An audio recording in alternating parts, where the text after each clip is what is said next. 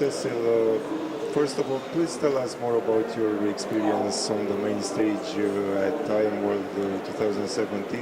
What can you tell me about the audience and the overall experience that you had here? Well, to start, it was really, really exciting. I was quite nervous, also because it's sort of a boxed area. So I thought, okay, those people are really going to listen to you.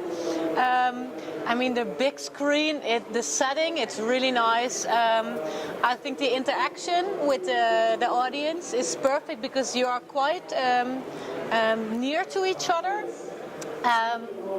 Yeah, it was. I want to do it again. I was very nervous in the beginning, and now I'm really excited. And the response was really good. I mean, this whole event is organized so well, and the setting and the area is amazing. Absolutely. Please tell us what was the main idea of the presentation you had today.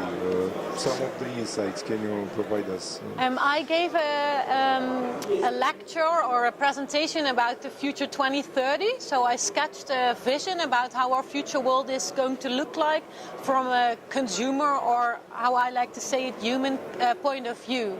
So what are the needs of tomorrow, and how can companies or people answer to those changing needs? That's actually a bit of the like the line of my that was the line of my presentation. Yeah. What was one of your conclusions regarding the way in which consumers perceive the products and the services of tomorrow? Will they be interested in a direct communication with the company, or how can the company engage them better in the next 20-30 years? One of my takeaways, I think, about your question is the fact that we should focus more on the individual needs of consumers, because nowadays we want to grab target groups, but no, there's no one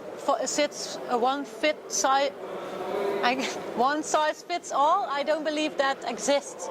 So it's really important to listen carefully and involve consumers. If you want to have brand loyalty, you have to involve people in your brand, because I believe brands are becoming sort of the new religion of the future, because people are always looking for confirmation about who they are and how they want to present themselves.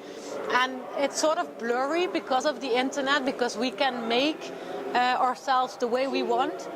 So I think the biggest challenge for companies is to see what is real and what is not real. And I believe that's not on a digitalized platform. It should be brought back to the real world. So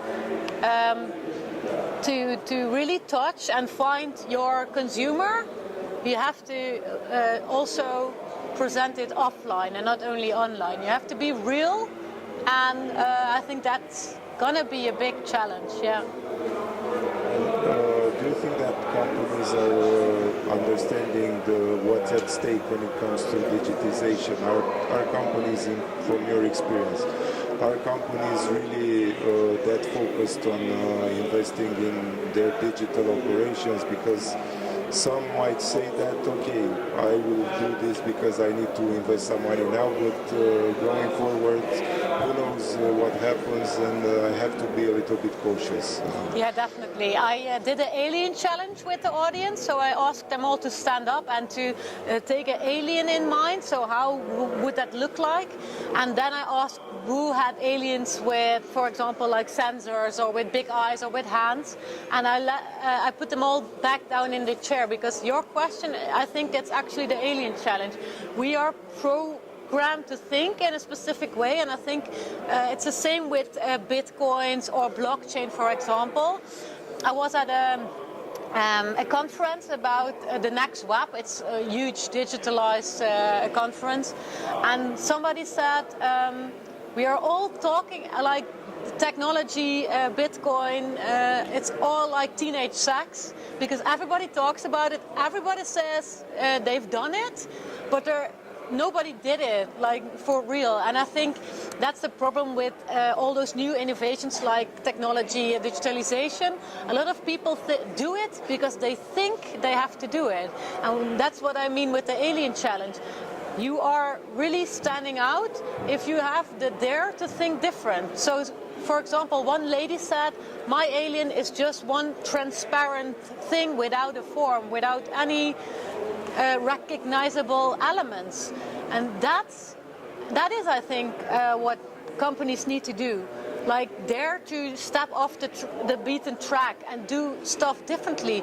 I mean, everybody is into technology. So if you want to stand out, you should not go with the flow, but do something totally different. Because I believe technology can be a tool to make life easier and to make life more efficient. But there's so much more than technology.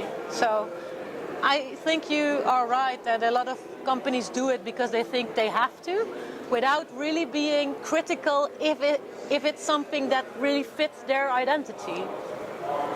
Thank you, Cecile. That was all. Thanks. You're welcome.